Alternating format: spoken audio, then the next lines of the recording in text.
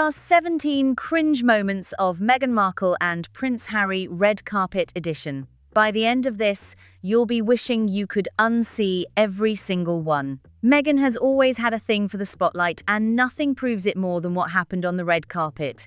When officials told her to step off, she wasn't having it. Harry, as the guest dignitary, was supposed to inspect the Guard of Honor, a serious, formal military tradition. But instead of stepping back like protocol required, officials had to go out of their way, explaining again and again why she couldn't stand beside Harry.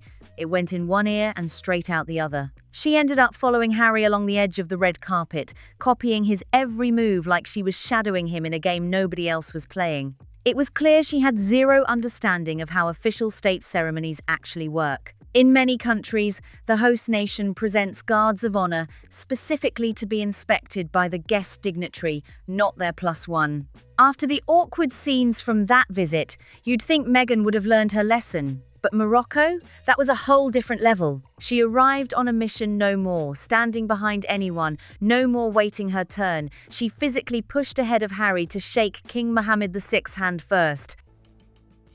Meghan Markle makes a funny fashion faux pas in Tonga. The Duchess of Sussex looks stunning in her red self-portrait dress and completes her bold look with Manolo Blahnik BB pumps and a Christian Dior clutch. But there's just one problem. A closer view reveals she accidentally left the tag on the bottom of her dress. Whoops. It's a rare fashion mishap. Her own husband she cut right in front of him to greet a king. That move basically set the tone for the entire trip, with Meghan leading the charge and Harry quietly trailing behind her like a royal shadow. At this point, nobody's sure if Harry is her husband or her personal assistant. With royal funds cut off and money reportedly getting tight, Harry took matters into his own hands at the worst possible moment. At the Lion King premiere in London, he pulled Disney CEO Bob Iger aside in a receiving line and pitched Meghan's voiceover talents on the spot, saying, "Do you know she does voiceover?" Iger looked genuinely puzzled, clearly caught off guard. He responded politely, but made it known, "Supporting your spouse is admirable, but doing it in a receiving line is neither the best place nor the right time." Still, Iger followed through, and Meghan landed the narration for Disney's documentary Elephant. Critics were not impressed. Her performance was widely panned, and that ended up being her last voiceover role. Things didn't get much smoother at the ESPY Awards either. As the couple made their exit, the crowd had some very unfiltered parting words. The Duke and Duchess of Sussex. I think it's safe to say that I come from a very different background than my incredible wife. Yet our lives were brought together for a reason. We share a commitment to a life of service. And I couldn't be prouder that we're doing this work together. Someone could clearly be heard shouting, "You destroyed the royal family," as they walked out. Not exactly the Hollywood send-off they were hoping for. And then there was the Salute to Freedom Veteran Gala in 2021. Harry was actually thriving, chatting, being social, connecting with people like a regular human being. Then Meghan arrived in a gown so enormous it probably needed its own security detail. She swooped in, grabbed Harry mid-conversation and pulled him away, and Harry just followed along like a puppy on a leash. The poor guy didn't even get to finish his sentence, he just followed, because apparently that's the job now. Meghan's exit from the Paley Centre was anything but glamorous. Instead of a grand Hollywood moment, she slipped out the back door like someone dodging an awkward situation. She was all smiles for the cameras, but her expensive Oscar de la Renta gown was dragging across the dirty floor of a back alley, picking up things nobody wants to think about. The internet had a field day, with people calling it flat out trashy. And honestly, when your designer couture is mopping up a back alley, it's hard to argue with that. Then came the ribbon-cutting ceremony for a Navy SEAL Foundation training facility, and apparently nobody got the memo that this one wasn't about her.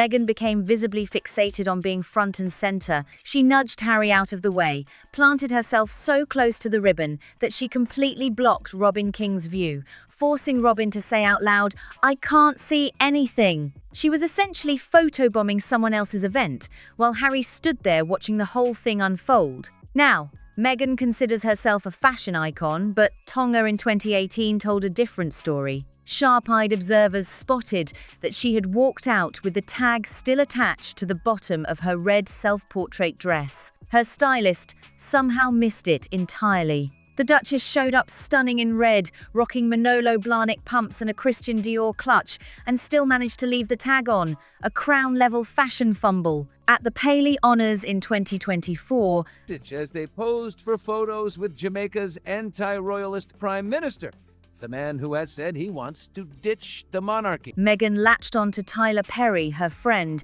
and the evening's awardee, soaking up every second of his spotlight. Tyler was ready to move on, but Meghan held on just long enough to squeeze out one more photo. When the crowd was finally directed to their seats, Tyler broke free and walked away, leaving Meghan standing alone, clapping at absolutely nothing. That awkward clapping has become her signature move whenever the moment turns uncomfortable. Once again, red carpet etiquette went completely out the window. At the CHLA gala, Meghan pulled CEO Paul Viviano into a red carpet photo op, and event organizers had to step in and redirect them almost immediately. At the Children's Hospital Los Angeles Charity Gala in October 2024, Meghan was spotted clinging to her friend and CHLA Heart Ambassador Kelly Zaffin in a way that left people talking. Observers online were quick to comment on how she guided Kelly's hand into an awkward position that had everyone raising their eyebrows. You'd think after that moment, Meghan would keep a respectable distance, but nope. At another red carpet appearance with the same friend, she was right back at it, clinging, posing, and draping herself all over Kelly like it was a high school yearbook shoot. Online users were fast to call it performative, with one person pointing out that for someone who constantly preaches about authenticity, this desperate grab for attention says anything but that. And nobody seems to remember Meghan ever being this hands-on when it came to her own personal space during her pregnancy. Meghan is truly the queen of the grip. At the ESPYs in July 2024, when Harry's name was called to receive the Pat Tillman Award, she was clutching both his hands so tightly that he literally had to shake himself free just to walk up. Meghan recovered fast, immediately jumping to her feet for a standing ovation like nothing happened. In 2022, the Sussexes accepted the NAACP President's Award for Distinguished Public Service, and the backlash was instant. NAACP life member and activist Bishop Talbot Swan went straight to social media, stating, "I am embarrassed," and publicly questioned whether there was truly no one engaged in the justice struggle for Black people in America more deserving of the award. That's a serious statement from someone on the inside. At the Bob Marley One Love movie premiere in February 2024, Harry and Meghan met Jamaican Prime Minister Andrew Holness, a meeting that many considered a major misstep. Holness had previously made clear that Jamaica intended to remove the king as its head of state. People questioned why Harry would put himself in that position at all. Hypocrisy doesn't even begin to cover it. And in 2022, they also accepted the RFK Ripple of Hope Award for fighting institutional racism. When people pushed back and asked what exactly they had done to earn it, RFK Human Rights Foundation President Carrie Kennedy stepped up to defend the decision, claiming they had confronted one of the oldest institutions in UK history over its alleged structural racism. That award became a punchline fast. At a January 2023 ITV interview with Tom Bradby, when Bradby brought up the Oprah interview and asked whether they had accused family members of racism, Harry interrupted and said no, then turned around and blamed the British press instead.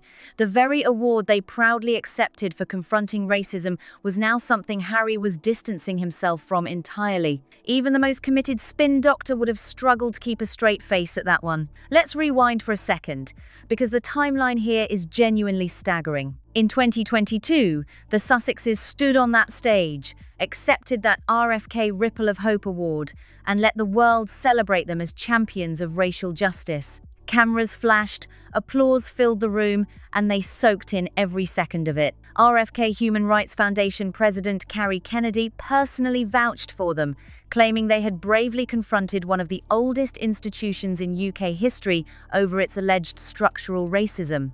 That was the narrative, bold, courageous, speaking truth to power. But then comes January 2023, just months later, and Harry is sitting across from Tom Bradby on ITV, acting like none of it ever happened. When Bradby referenced the Oprah interview directly and asked point blank whether they had accused family members of racism, Harry cut him off mid-sentence and said no, then immediately pivoted to blaming the British press for the entire controversy. No hesitation, no clarification, just a flat-out no. The audacity of accepting an award for something and then denying you ever did that thing is a level of contradiction that is genuinely hard to process. And here is the thing, the Oprah interview was watched by millions of people around the world. It was not some obscure, forgotten clip buried on the internet. People saw it with their own eyes, heard the words with their own ears, and then watched Harry sit in that ITV chair and act like it never went down the way everyone remembers. The internet did not let it slide for even 1 second. Clips were pulled, side-by-side comparisons were posted, and people were absolutely floored by the level of denial on display. Someone online summed it up perfectly, saying it felt like watching someone set a building on fire and then show up to the press conference asking who could have possibly done such a thing. The British press, which Harry blamed in that interview, had been a target of his frustration for years, and look, the relationship between the royals and the tabloids has always been complicated and messy. But deflecting an entire controversy about race accusations onto journalists, while simultaneously holding an award that exists because of those very accusations, was a move that left even his most loyal supporters scratching their heads. It raised a very simple but very loud question. If there was no racism accusation, what exactly was the award for? This is the pattern that keeps repeating with the Sussexes, and people are starting to connect the dots in a very big way. Say something dramatic, collect the rewards, then quietly walk it back when the heat gets too intense. Rinse and repeat, and every single time, the contradiction gets more obvious and harder to ignore. Then, Harry showed up in Nigeria, and apparently nobody told him, or he simply chose to forget, that he is no longer a working royal. He was welcomed with a full guard of honor, the kind of formal ceremony normally reserved for actual heads of state and official dignitaries. Not someone who voluntarily packed his bags, relocated to California, and walked away from the firm. He gave up his working royal status, lost his military titles, but clearly never lost his appetite for the treatment that came with them. The audacity was loud, and people online were not shy about calling it out. But let's really sit with the Nigeria situation for a moment, because it deserves more than just a passing mention. The visit in May 2024 was framed publicly as a private trip centered around the Invictus Games and raising awareness about mental health.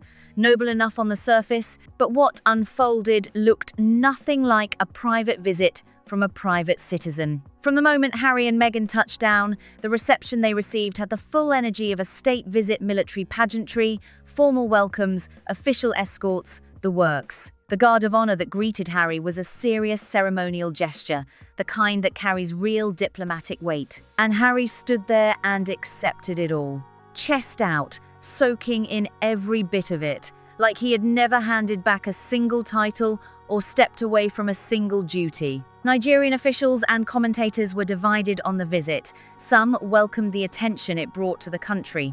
Others were visibly uncomfortable with the optics of a man who no longer holds any official royal position being treated like an active representative of the crown. Because here is the uncomfortable truth: Harry cannot have it both ways.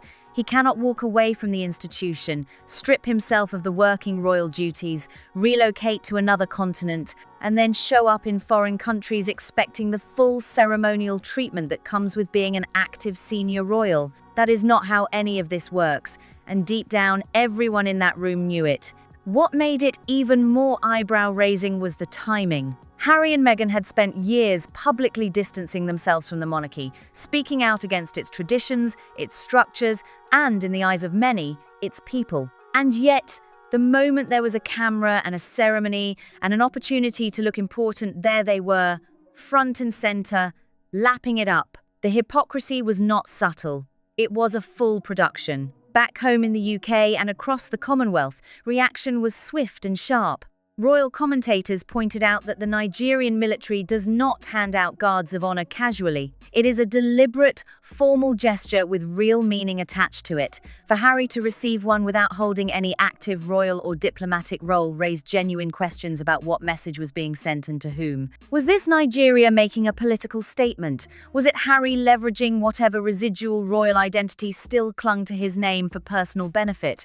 People had theories, and none of them were particularly flattering. And Meghan, of course, was right there beside him, dressed impeccably, waving warmly, playing the role of global ambassador with practiced ease. The couple visited a military school, met with wounded veterans, attended cultural events, and generally conducted themselves in a way that looked, felt, and smelled exactly like an official royal tour, just without the actual authorization that would make it one. Critics were relentless, pointing out that the Invictus Games branding was being used as a kind of diplomatic passport, giving the visit a veneer of legitimacy while allowing the Sussexes to operate in spaces typically reserved for people with actual governmental standing. The veterans community, which Harry has always been deeply connected to and genuinely passionate about, had a mixed reaction. Many respected his commitment to wounded service members and acknowledged that his advocacy through Invictus has made a real difference.